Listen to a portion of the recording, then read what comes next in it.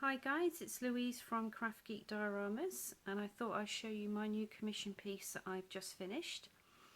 This is a 1/6 scale diorama which has been made for an IKEA Detolf unit, and the brief was that it was going to be for a 1/6 Freddy Kruger figure, and after some sketches we decided to come up with a boiler room theme, and we would make the boiler the actual main focal point of the piece.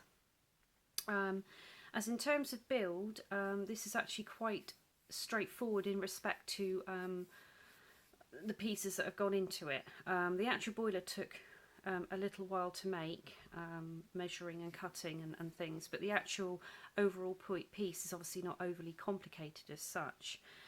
The actual dimensions of this piece is about 36 centimetres across. It's just short of 29 centimetres depth, and it is about just under 14 inches high, which will fit nicely into the to the Detolf unit. It comes in 3 pieces. I've got the base here, I've got a back wall, and we've got the actual furnace unit, which I'll show you in a moment how it all comes apart. What I also wanted to do is I wanted to make the furnace that it could have a flame effect in there, so which can be turned on for photos or anything like that, or just to show off really, but probably will be remain off most of the time, and I'll show you how I did that as well. Okay, so basically trying to do this while holding the phone is going to prove interesting. Basically what I did is I started off making the furnace, and I made the furnace out of my styrofoam that I always use, my blue styrofoam, and I also used 5mm white styrofoam as well for detail bits here. And I did actually use a little bit of chipboard on the very top as well when I made the top part, so just to make it all fit nicely. The grill part on here is just balsa wood, rectangular balsa wood, and this is a little Lego piece for the handle, and all the stud work on the actual furnace is just little gold tacks that I used, that I pushed in once glued, so being painted, and once it's painted it looks quite effective. Basically with the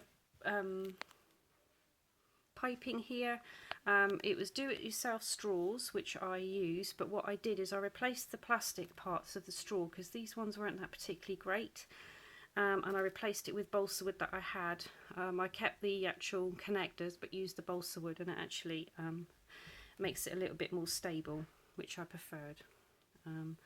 Okay, so regarding the furnace then, this actually does come off of the piece, so there we can see, okay, it comes off the piece like this, and I've got a little hole there that the pipe goes down into to sit nicely, and it just sits against the back of the wall.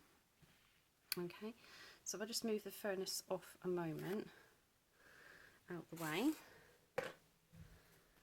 and then I'll show you the wall. Okay, so this is the wall, and you can see here I dry brushed it grey, and then on the stone part here I've actually used a pumill stone to give it that kind of rough texture when I dry brushed it, but obviously I didn't do this bit because it's what the furnace will sit on.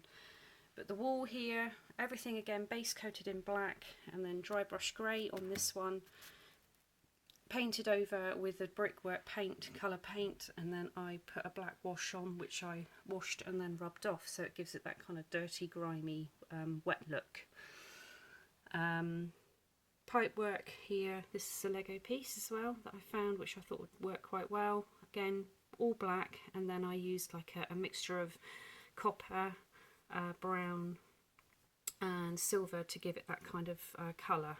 Doesn't come up particularly well on my phone, but it's a bit more brown in real life. Okay, and the wall actually comes off, so it comes off in 2 pieces, and then it just sits on the base like that. Okay, so it's quite easy for shipping as well. Regards the furnace, what I've done, now on the inside we haven't finished it all because we don't need to, it's not on view, but I've painted where would be on view. Okay, and what I've done is I've got this nice little flame effect which I've acquired along the way, which I thought would have worked well. And I've got a little, if we go down here, little flame, battery flame tea light. And there's a little button on the bottom, she says, blue one, which you can turn on and off. And then you can put that flame, which will sit nicely against that. And then when you turn it round, it's all lit. Okay, now you can kind of see the colour better when it's placed like that. It's sort of like a gunmetal-y, bronzy brown look to it, which I mixed up the colours, which looks pretty cool, I thought.